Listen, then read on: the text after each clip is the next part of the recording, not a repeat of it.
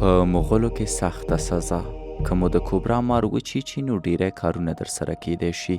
ګنګسیت درته پیدا کیږي، سږي مو هوا نشي اخیستلی، لاړې به مو نشئ تیرولی، سترګو دید به مو د لاسه ورکوي، عضلات مو بېشیمې او د زړه درزا مو ډیریږي. او که درمل درنه کول شي د یو بالغ په توګه له 15 تر 13 دقیقو کې مرئ. ان که ژوندي پاتې شئ امکانات شته د وجود یوه حصه مو له لاسه ورکوي یا مو چیچل شوی ځای ګنګرین شي. مثلا هند کې هر کال له 50,000 ډیر خلک د مار چیچلو له امله مري. د روغتیا نړیوال سازمان وایي چې له 2000 میلادي تر 2019 پورې 1 میلیون هندیان د مار چیچلو له امله مړه شوي.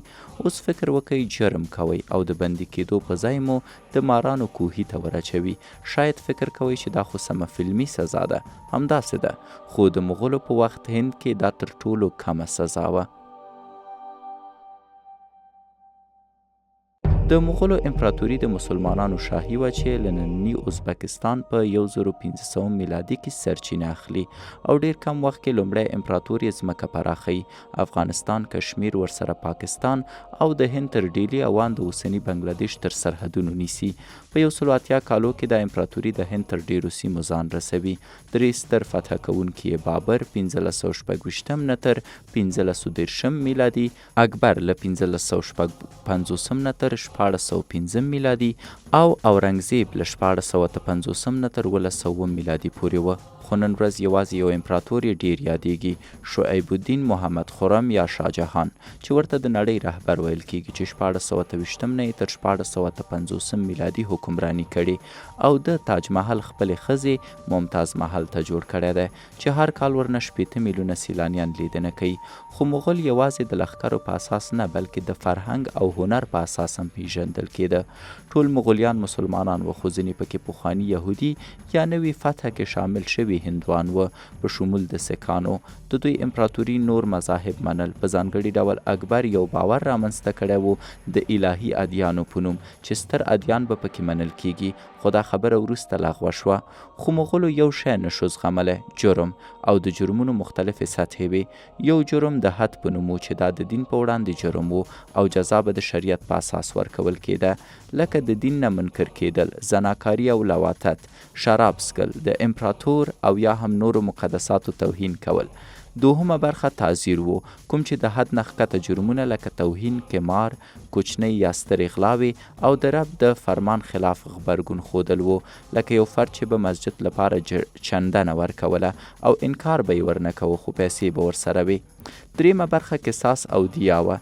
قصاص یعنی غچ او دیا یعنی د وینې بدل کې پیسې. قصاص معنا ته په کتو یعنی د قتل په مقابل کې د مظلوم کورنۍ بیرته ظالم قتل کوي. که ساده ووایو قصاص یعنی د قتل پر مقابل کې بیرته د فرد قتل کول، او کله به چې د مقتول کورنۍ قاتل معاف کوو نو هغه وخت به بیا دیا ورکول کېده، یعنی د قتل په مقابل کې د پیسو ورکړه. اوس چې د مغولو امپراتورۍ کې داسې ښه قوانین و او محکمې یې درلودې، خو و داسې خلک چې د امپراتور د ملګرتیا په اساس به یې جرمونه ترسره کول او له محکمو به یې ځانونه پټول، په ځانګړي ډول بهرنیو جګړو کې، اقتصادي چارو کې او اړیکو په اساس. خو بیا هم که چیرته د محکمې په واسطه مجرم بلل کېده نور نو باید مړ شوی وی، مګر دا چې د مقتول کورنۍ بخلی و او تادیه یې ورکړې وه. نو د مغولو پر وخت سزاګانې څه وې؟ یوه دردناکه سزا اوس هم په مسلماني هیوادونو کې د غل له نیولو وروسته د هغه لاس کته کیږي. په یوه پیښه کې د مغولو په دوران کې یو غل اول یو لاس، بیا بل لاس، بیا یوه پخه سزا کې له لاسه ورکوي. خو پایله کې چې بیا هم اصلاح نه شو، د کور د خاوند لخوا ووژل شو. د تزهیر ډیری سزاګانې د قانون په شکل لیکل کېدې، خو د دې برسیره ډیری مغولي رهبرانو به ډیرې سزاګانې له امپراتورۍ بهر د جنگ په دوران کې په غیر انساني او شرعي شکل ورکولې چې خلک به یې ډارول، او ډیری سزاګانې لکه سنګسار او یا هم اعدام به له محکمې پرته ترسره کېده چې اسلامي بڼه یې نه لرله. له دې سزاګانو یوه سزا د کوبرا مار په واسطه وژل و. دا چې مغولو به له هر څه لیکنه کوله نو ځینې شواهد د هغوی ځینې سختې سزاګانې موږ ته ښایي. یو له هغوی د فیل په واسطه د سیاسي مخالفینو چخپید کول و. یوه بله تګلاره دا وه چې فرد به څملاستل کېده او تعلیم یافته فیل به یې ورته په سر پښه کېښودله او دا کار په عام محضر کې کېده.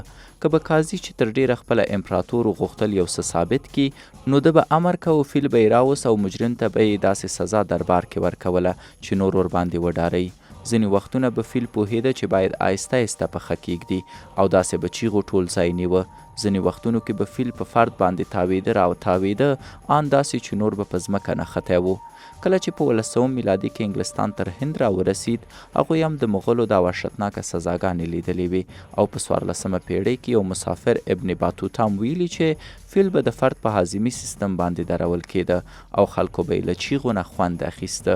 او هغه وایي ځینې فیلانو غاښونو ته د وسپنې چاقوګان ور اغوستل شوي وه چې ورباندې به انسان سیري کېده. د 4 اسپو په واسطه د انسان سیري کول بله خطرناکه لارم وه.